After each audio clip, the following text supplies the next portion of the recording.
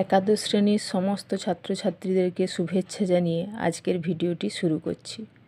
আজকে কবি কাজী নজরুল ইসলামের সাম্যবাদী কবিতা থেকে কিছু এমসিকিউ এবং কিছু এসএকিউ আলোচনা করব। তোমরা পরীক্ষার জন্য খুব ভালোভাবে প্রস্তুত হও এবং এই প্রশ্ন উত্তরগুলো খাতায় তুলে নেবে, পরে যাতে আরও প্র্যাকটিস করার সুবিধা হয়। পরীক্ষা খুব সামনেই, তাই কথা না বাড়িয়ে চলো ভিডিওটি শুরু করছি। 1 নম্বর প্রশ্ন, নজরুলের সাম্যবাদী কবিতায় বর্ণিত সাক্ষ্যমণি কে? উত্তর হবে গৌতম বুদ্ধ। 2 নম্বর প্রশ্ন, চারবাক কে? চারবাক হলো একজন বস্তুবাদী দার্শনিক। 3 নম্বর প্রশ্ন, সাম্যবাদী কবিতায় জেন্দাটা কি? জেন্দা হচ্ছে একটা ভাষা। 4 নম্বর প্রশ্ন, আবেস্তা গ্রন্থ কোন ভাষায় রচিত? জেন্দা এই ভাষায় রচিত হচ্ছে আবেস্তা গ্রন্থটি। 5 নম্বর প্রশ্ন, সাম্যবাদী কবিতায় কবি ঈশ্বরকে কোথায় খুঁজতে বলেছেন? উত্তর হবে নিজ হৃদয়ে। 6 নম্বর প্রশ্ন, আরব দুলাল কে? আরব দুলাল হলেন হজরত মোহাম্মদ। 7 নম্বর প্রশ্ন, আরব দুলাল কোথায় বসে আহ্বান শুনতেন?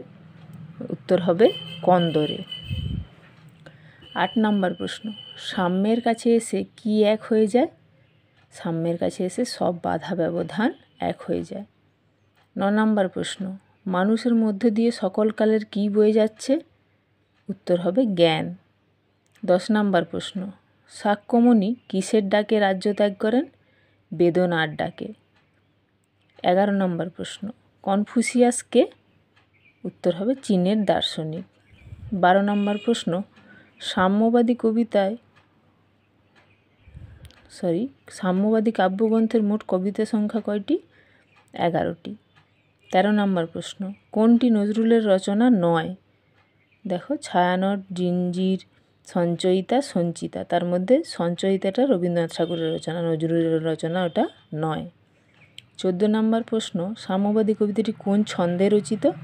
উত্তর হবে মাত্রাবৃত্ত। 15 নম্বর প্রশ্ন, সাম্যবাদী কবিতায় অসম্পূর্ণ চরণ সংখ্যা কয়টি? উত্তর হবে 5টি। এই 15টি এমসিকিউ। এবারে এসএকিউ। কবি নজরুল মানব হৃদয়কে কি বলেছেন? বলেছেন বিশ্বের সমস্ত পুণ্যভূমি। 2 নম্বর প্রশ্ন, এইখানে বসে ঈশা মুসা পেল। কি পেল? ঈশা মুসা সত্যের পরিচয় পেল। 3 নম্বর প্রশ্ন, কাবা ভবন এর আক্ষরিক অর্থ কী? ঈশ্বর বা আল্লাহর গৃহ। সকল রাজমুকুট কোথায় লুটিয়ে পড়ে? উত্তর হবে নিজের সত্যস্বরূপের কাছে। 5 নম্বর প্রশ্ন, হিন্দু ধর্মাবলম্বীদের কাছে পুণ্যভূমি কোনগুলি? উত্তর হবে নীলাচল, বৃন্দাবন, কাশী, মথুরা এইগুলি। 6 নম্বর প্রশ্ন, তিনি হাসছেন। কে কোথায় হাসছেন? তিনি বলতে ঈশ্বরকে বোঝানো হয়েছে। তিনি অমৃত হিয়ার নিভৃত অন্তরালে হাসছেন। 7 নম্বর প্রশ্ন, সকল শাস্ত্র খুঁজে পাবে। কোথায় সকল শাস্ত্র জ্ঞান মিলবে? উত্তর হবে মানব হৃদয়ে সব শাস্ত্রজ্ঞান মিলবে। 8 নম্বর প্রশ্ন, ঈশাকে? আদমের মাংসপিণ্ড দ্বারা নির্মিত মহিলাই হলো ঈশা। আর মুসাকে?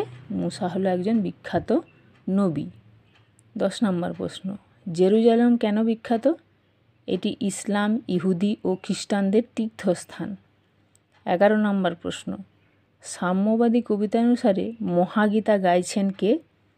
উত্তর হবে বাঁশির কিশোর অর্থাৎ শ্রীকৃষ্ণ। 12 নম্বর প্রশ্ন, এই সাম্যবাদী কবিতায় মোট চরণ সংখ্যা কয়টি?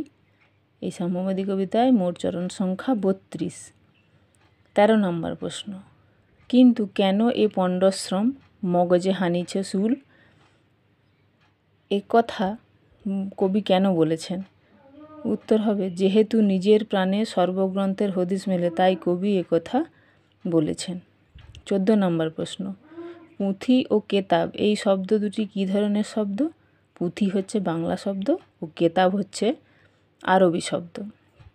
15 নম্বর প্রশ্ন, তাজা ফুল কোথায় ফোটে? উত্তর হবে পথের ধারে তাজা ফুল ফোটে।